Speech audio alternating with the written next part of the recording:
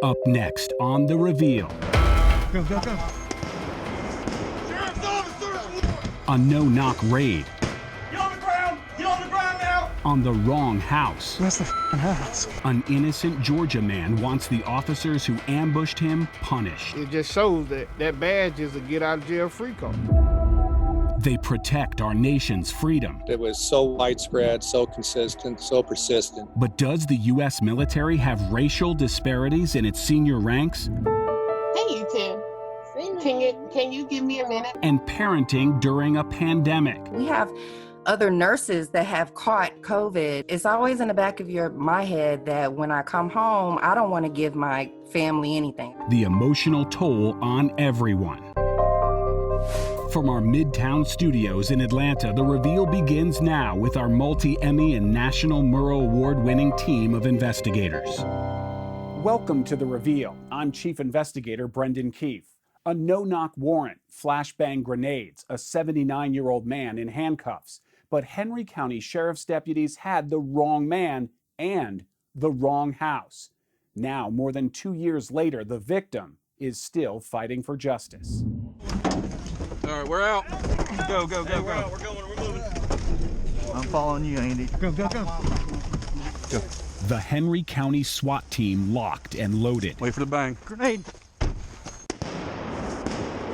They've got a no-knock warrant for an accused drug dealer. Show me your hands! Show me your hands! I got this one. 8 body cameras were rolling in 2018 as the heavily armed deputies searched for their target in McDonough. Sheriff's officers! Something went off like a bomb in my house. I thought something was loaded up in the house. Sheriff's officers!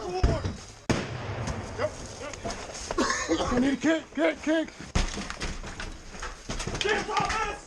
Got that hallway, they was all over me. Show me your hands! Get on the ground! Get on the ground now! I said, what's going on? He says, no, you get down, get down. Show me your hands! Get on the ground! Get on the ground now!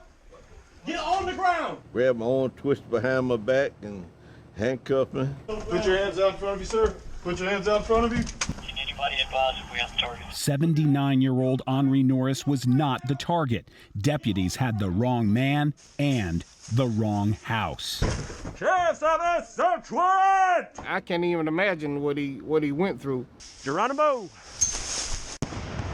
If you're not safe in your own home from the government, when you've done nothing wrong, where are you safe? Clearly nowhere. It's really sad, and it hurts even more because my grandfather has never been in any trouble with the police. He's never even had a ticket. Henri was watching television in the McDonough home he's owned for 50 years. The no-knock search warrant was for the house next door through the woods. So how did deputies end up hitting a house with a different color, a separate driveway, its own mailbox, and another address? Missed it. We just got up. Missed it. First, the tactical team got lost following instructions from a GPS app on a phone. Turn right on Wayne. Then, as soon as they got to the correct address, deputies were immediately confused. Where's the house? That's the house. I don't know about that house right there. Where we at? They walked right past the target house without clearing it and headed through the tree line to the next house on the street. Even then, deputies were unsure. This house? This house? Looking back and forth at the two houses, it was too late. The entry team was already forcing its way into Henri's home. That just scared me to death. I already had heart trouble. I had heart surgery. You got heart trouble. You got what? Heart trouble. All right, you have heart problems right now? Yeah, I could have died. So I could have had a heart attack. When they finally realized they'd hit the wrong house, deputies turned their cameras off one by one.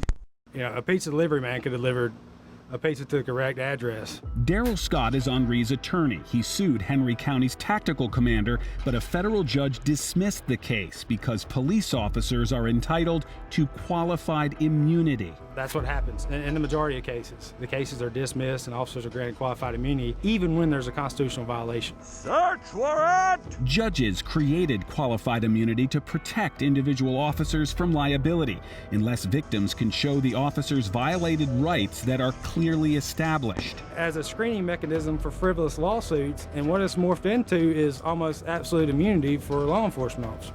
The officers used a battering ram to enter the wrong house, used flashbang grenades, handcuffed the wrong man in the wrong house, and their get-out-of-jail-free card is I'm sorry and qualified immunity. Does I'm sorry cut it? No, sorry, it does not cut it. It just shows that that badge is a get-out-of-jail-free card. It's showing that if I have a badge, I can say I'm sorry, and I have no accountability. The government has given officers a blank check to go out in the community and break the law. They feel like they have the right to do that with no consequence. If they're able to get away with this and not be held accountable, what's the danger then? But they're going to just keep on doing it. They probably go into somebody's wrong house, somebody's going to get hurt. Up next on The Reveal. As much as I have excelled in the Navy, I've also overcome hurdles. I have personally experienced barriers. Combating racial inequalities in the military.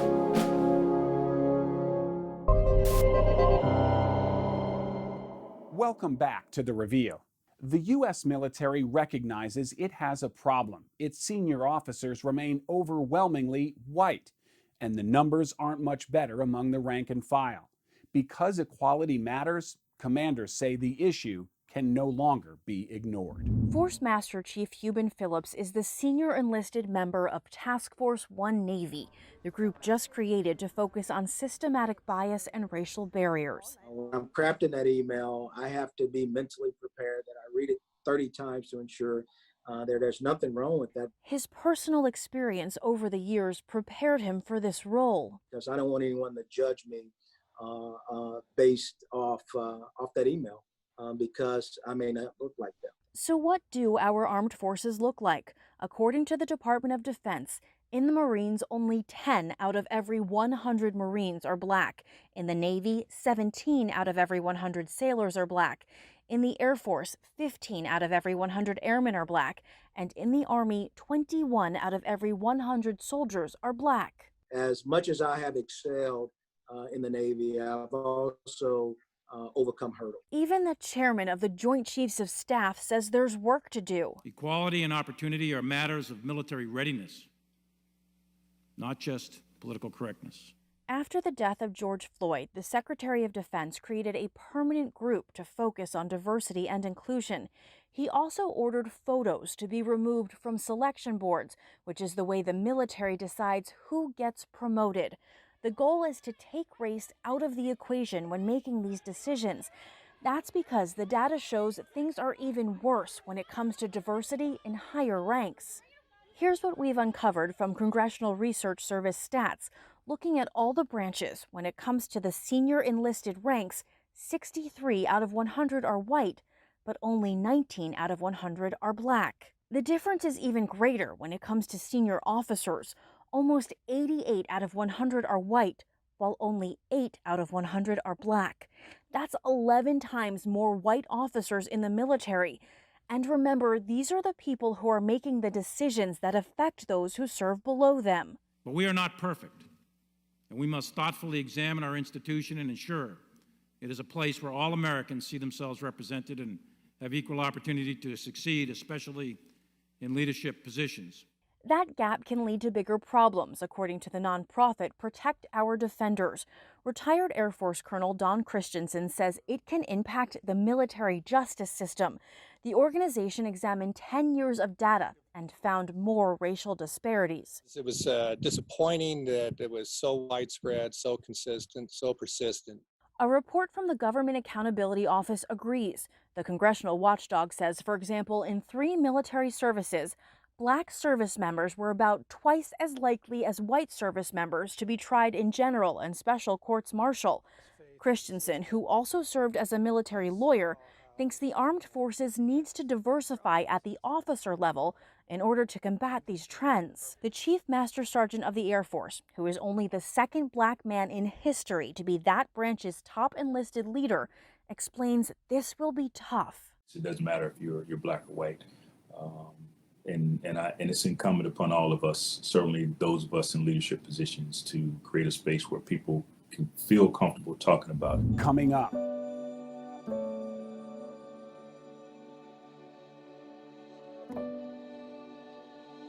The pandemic's impact on the elderly.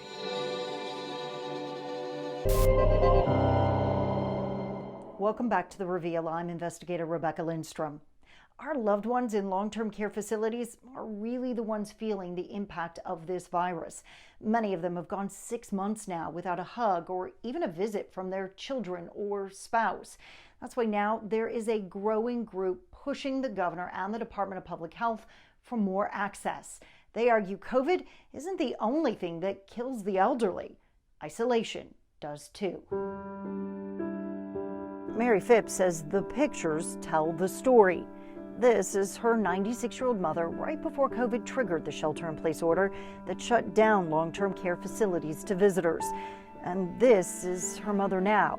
It has been 6 months since Phipps has been able to give her mother a hug. That was March the 11th. An abrupt end to the visits that used to come 3 or 4 times a week. When we would leave, we would always hug her, tell her we loved her, and she would always want to know when we were coming back. We talked with Phipps just feet away from the nursing home where her mother lives in Cartersville. She has no idea you're right here. No, and it's a horrible feeling. She's tried to visit her mom at the window. See how high it is? But now it's too high and covered by a bush. Even in her last room, her mom couldn't hold the phone and keep herself up. And I said, Mama, you don't have to. I said, you can just lay the phone down and we can just look at each other. Phipps says right now, it's not COVID, but the isolation from the shelter-in-place order that is killing her mother. Not only is she unable to visit, but residents don't even get to see each other. Activities are canceled. The dining hall remains closed. When you look at these two different pictures, what do you see? I see my mother, and then I see a stranger. I mean, I can't stand to see her like that. It's just, that's not my mother. When I posted these pictures on Facebook, even strangers filled my feed with outrage, calling the isolation cruel, heartless, a form of abuse. Families shared pictures of their own loved ones. Others questioned why staff go in and out, but family members can't stand 6 feet away in PPE. She's starting to see things that aren't there. Maxine Williams is confident her mother is getting great care. Still, even she has noticed a difference. That's why in July, she formed Georgia Caregivers for Compromise, a group now with nearly 800 members. And I felt like we needed a different approach than being totally isolated. So then I started writing the Governor Kemp. The head of the Department of Public Health says the governor's order only prohibits indoor visitation. We still have high rates of disease that I don't believe it's safe to have in-room visitation. This week, the Department of Public Health did update its guidance on visitation, but it still requires most of those visits to be outdoors if they happen at all. DPH says the facility must go 28 days without a new COVID case and have enough staff to supervise visits. The county where the facility is located must also have fewer than 100 cases per 100,000 people and a positivity rate under 10% just to open up visitation. Williams says it's not what she hoped for. She worries there's just too much concern over liability. If you're not going to do something, if you won't let anyone else come up with a solution, then you are the liability. But there is reason for concern. 84% of those that have died in Georgia with the virus were over the age of 60. 39% were living in long-term care facilities. They feel like they've been left to die alone. And the unfortunate part is they are dying alone. They are literally dying alone. In the responses that have been received, the governor points the finger back at the private sector. But with active COVID cases in 1/3 of Georgia's long-term care facilities and nearly 100 counties with a positivity rate above 10%, the Georgia Healthcare Association says there simply isn't enough staff to coordinate and supervise visits. How are you feeling this morning? Well, I feel all right. Phipps and other family members call her mom every day. She says it's just not the same. I want to bust the door down and go in and see her. Okay, God bless. God bless you. Bye-bye. In Metro Atlanta, none of the counties have a low enough case rate to expand visitation, even if the facilities wanted to. And families say outdoor visits don't always work well. They have to yell to be heard, and their loved ones are often confused or exhausted by the time they make it outside. There are tens of millions of parents across the United States. The COVID-19 pandemic has tested each and every one of us, in some ways universally, in other ways more specific to each family. 11 Alive's Matt Pearl spoke with a dozen Metro Atlanta parents to get their untold stories of parenting in a pandemic. You know, I have... Oh, okay. Sorry. Hey, you two. Can you give me a minute? I'll see you guys in a minute. This way. Okay, love you.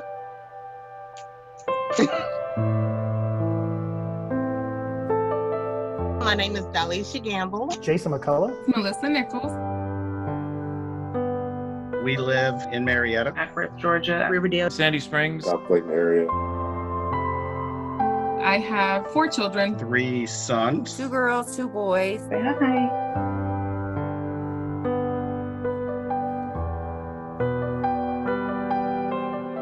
Well, it's been new.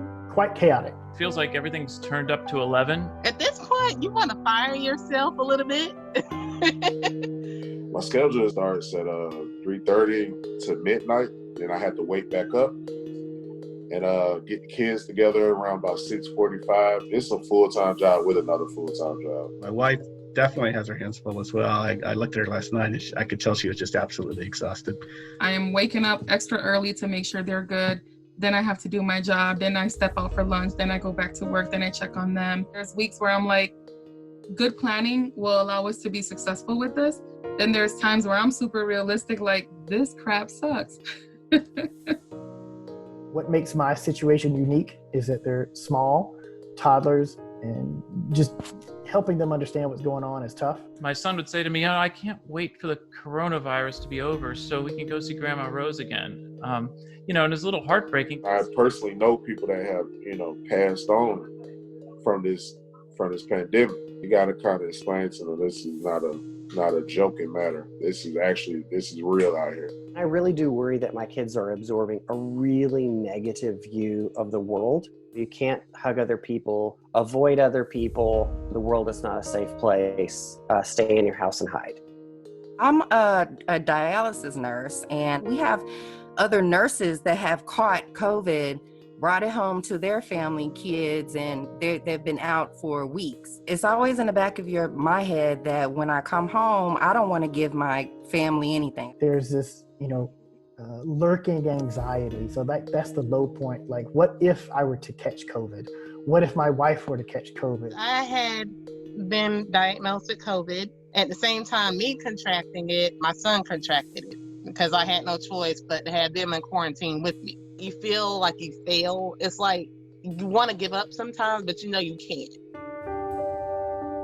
It's a whole lot of joyful moments. I laugh every day, even at stuff that I have no business laughing at. Movie night, and we have picnics in our yard. We've been fishing. My son and I built a go-kart. We decided to adopt rescue dogs. Every parent is pulling out all the stops and doing their very best. And it's frustrating when everyone is doing their best and it's still not good enough.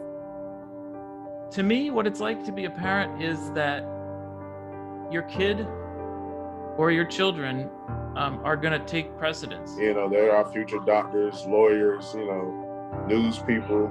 And I feel like They're our best gem right now to protect.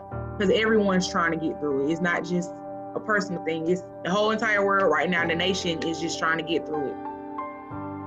Thanks for watching The Reveal, the nation's only local investigative news show. We'll see you next week.